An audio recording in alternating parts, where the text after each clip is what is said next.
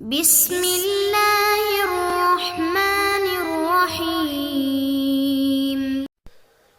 السلام علیکم ورحمۃ اللہ وبرکاتہ۔ عزیز طلباء، امید ہے کہ آپ خیریت سے ہوں گے۔ آج ہم قافیہ کا سبق نمبر 101 پڑھ رہے ہیں، جس کے اندر ہم تابع کی دوسری قسم عطف بحرف کا بیان تفصیل کے ساتھ پڑھیں گے۔ چلتے ہیں اپنے سبق کی جانب۔ بسم اللہ الرحمن الرحیم۔ العطف تابع مقصود بالنسبة مع متبوعه ويتوسط بينه وبين متبوعه أحد الحروف العشرة وسيأتي مثل قام زيد وعمر، وإذا عطف على المرفوع المتصل أكد بمنفصل مثل ضربت أنا وزيد، إلا أن يقع فصل فيجوز تركه مثل ضربت اليوم وزيد۔ ترجمہ دیکھ لیتے ہیں۔ العطف تابع مقصود بالنسبة مع متبوعه۔ عطف بحرف ایسا تابع ہے جو اپنے متبوع کے ساتھ نسبت سے مقصود ہو۔ وَيَتَوَسَّطُ بَيْنَهُ وَبَيْنَ مَتْبُوعِهِ أَحَدُ الْحُرُوفِ الْعَشْرَةِ وَسَيَأْتِي انشاءاللہ، اور لایا جاتا ہے اس کے اور اس کے متبوع کے درمیان 10 حروف عطف میں سے کوئی حرف، جس کا بیان عنقریب آئے گا انشاءاللہ۔ مثل قام زید وعمر، جیسے قام زید وعمر۔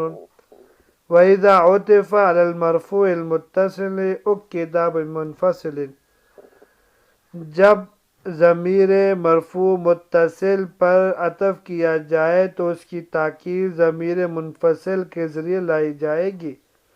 مثل ضربت أنا وزید، إلا أن يقع فصل، ہاں یہ کہ معطوف و معطوف علیہ کے درمیان میں کسی چیز کا فصل ہو، وہاں فیجوز ترکہ، تاکید کو ترک کرنا جائز ہے۔ مثل ضربت اليوم وزید، جیسی مثال میں۔ آج کے درس کے اندر ہم 3 باتیں پڑھیں گے۔ پہلی بات عطف بحرف کی تعریف، دوسری اس تعریف میں جو فوائد و قیود ہیں وہ پڑھیں گے، اور تیسرا عطف کے حوالے سے ایک ضابطہ اور ایک مسئلہ پڑھیں گے۔ چلتے ہیں پہلی بات کی طرف۔ العطف تابع مقصود بالنسبة مع متبوعه، یعنی عطف بالحرف وہ تابع ہے جو اپنے متبوع کے ساتھ مقصود بالنسبت ہو، یعنی جس بات کی نسبت متبوع کی طرف ہو رہی ہو وہی نسبت تابع کی طرف بھی ہو رہی ہو۔ آگے جا کے صاحب قافیہ رحمہ اللہ اس کے لیے ایک شرط بھی بیان فرما رہے ہیں، اور وہ یہ ہے کہ وَيُتَوَسَّطُ بَيْنَهُ وَبَيْنَ مَتْبُوعِهِ أَحَدُ الْحُرُوفِ الْعَشْرَةِ، یعنی عطف بالحرف کے جواز کے لیے ضروری ہے اس کے درمیان اور اس کے متبوع کے درمیان 10 حروف عاطفہ میں سے کوئی حرف موجود ہو، جس کی تفصیل حروف کی بحث میں آئے گی، جیسے جاءنی زید وعمر۔ اس میں دیکھیے عمر یہ تابع ہے زید متبوع کا، اور درمیان میں واو حرف عطف موجود ہے، اور جس طرح زید مقصود بالنسبت ہے بالکل ایسے ہی عمر بھی ہے، جیسے کیونکہ متکلم کے پاس آنے کی نسبت جس طرح زید کی طرف ہو رہی ہے اسی طرح عمر کی طرف بھی ہو رہی ہے۔ اس کے بعد صاحب قافیہ نے یوں فرمایا وَسَيَأْتِي، یعنی ان حروف عاطفہ کا تفصیلی بیان حروف کے بحث میں آنے والا ہے انشاءاللہ۔ العطف تابع مقصود بالنسبة مع متبوعه، یہ دوسری بات شروع کر رہے ہیں۔ العطف میں یہ معرف ہے، تابع مقصود بالنسبت ما مطبوع، یہ پوری اس کی تعریف ہے، اور تعریف میں تابع جنس ہے جو کہ تمام توابع کو شامل ہے، اور مقصود بالنسبہ یہ فصل اول ہے، اس کے ذریعے بدل کے علاوہ دیگر توابع یعنی صفت، تاکید، عطف بیاں خارج ہو گئے، کیونکہ یہ تینوں مقصود بالنسبت نہیں ہوتے بلکہ ان میں مقصود بالنسبت ان کا مطبوع ہوا کرتا ہے۔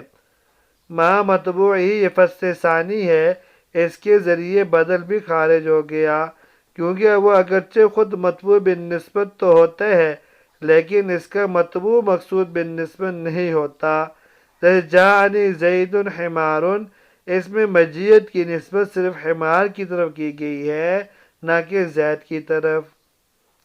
وَإِذَا عُطِفَ عَلَى الضَّمِيرِ الْمَرْفُوعِ الْمُتَّصِلِ أُكِّدَ بِمُنْفَصِلٍ، اس پوری عبارت میں صاحب قافیہ نے عطف کے حوالے سے ایک ضابطہ اصول بیان فرمایا ہے۔ وہ ضابطہ اصول کیا ہے کہ یہ پہلا ضابطہ ہے کہ جب ضمیر مرفوع متصل پر کسی اسم کا عطف ڈالنا ہو تو عطف سے پہلے ضمیر مرفوع منفصل کے ساتھ اس کی تاکید لانا ضروری ہوگا۔ وجہ اس کی یہ ہے کہ ضمیر مرفوع متصل لفظاً معناً شدت اتصال کی وجہ سے ماقبل کلمے کا ایک جز کی طرح ہے، اور جز کلمے پر اس میں ظاہر کا عطف جائز نہیں ہے، ورنہ کلمہ مستقلہ کا جز کلمہ پر عطف لازم آئے گا جو کہ صحیح نہیں، جیسے ضربت انا و زید، اور قرآن میں آتا ہے اسکن انت و زوجک الجنت۔ جب منفصل کے ساتھ تاکید لائی گئی تو ظاہراً اس کی تاکید پہ عطف ہوا جو کہ جز کلمہ نہیں، اگرچہ حقیقتاً اسی ضمیر پہ معطوف ہوا۔ اس کے مقابلے میں اگر ضمیر مرفوع منفصل پر عطف ڈالنا ہو یا ضمیر منصوب یا مجرور پر تو بغیر تاکید کے اس پر اسم ظاہر کا عطف ڈالا جا سکتا ہے، جیسے انا قائم و زید، ضربتک و زیدا، مررت بک و بزید۔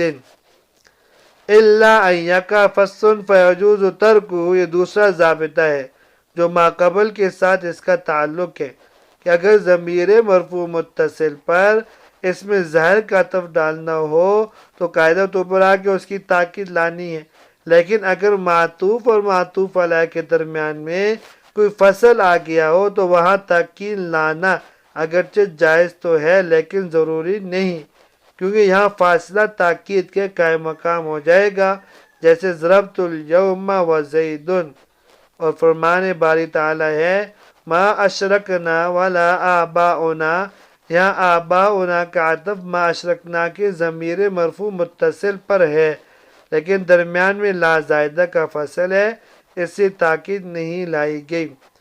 صاحب کتاب کے اسلوب تعبیر یعنی فیجوز ترکہ سے معلوم ہو رہا ہے ایسے موقع پر تاکید لائی بھی جا سکتی ہے، جیسا کہ ایک اور اللہ تعالیٰ کا ارشاد ہے فَكُبْكِبُوا فِيهَا هُمْ وَالْغَاوُونَ، اس میں فَكُبْكِبُوا کی ضمیر مرفوع متصل پر الغاوون کا عطف ڈالا گیا ہے، درمیان میں فیہا کا فصل موجود ہے لیکن پھر بھی ہم ضمیر منفصل کے ذریعے اس کی تاکید لائی گئی۔ اسی طرح ما عبدنا من دونہ من شیء نحن ولا آباؤنا، اس مثال میں بھی عبدنا کی ضمیر مرفوع متصل معطوف علیہ اور لا آباؤنا معطوف، درمیان میں من دون من شیء کا اتنا بڑا فاصلہ موجود ہے لیکن پھر بھی نحن ضمیر مرفوع منفصل کے ذریعے اس کی تاکید لائی گئی ہے۔ یہاں تک آج کا سبق تھا جس کے اندر ہم نے عطف بحرف کی تعریف، فوائد و قیود اور ایک ضابطہ پڑھا ہے۔ البتہ حروف عاطفہ کتنے ہیں یہ آگے حروف کی بحث کے اندر تفصیل سے آئے گا، یہاں یہ سمجھ لیں وہ 10 ہے۔ پہلا واو ہے، دوسرا فا ہے، تیسرا ثم ہے، چوتھا حتی ہے، پانچواں او ہے، چھٹا اما ہے، ساتواں ام ہے، آٹھواں لا ہے اور نواں بل ہے اور 10واں لیکن نہ ہے، جس کی پوری تفصیل انشاءاللہ حروف کے بیان میں آئے گی۔ تو آج کا سبق امید ہے آپ کو سمجھ میں آ گیا ہوگا۔ اب اجازت دیجیے، کل حاضر ہوتے ہیں نئے سبق کے ساتھ۔ اللہ تبارک و تعالی ہم سب کا حامی و ناصر ہو۔ السلام علیکم ورحمۃ اللہ وبرکاتہ۔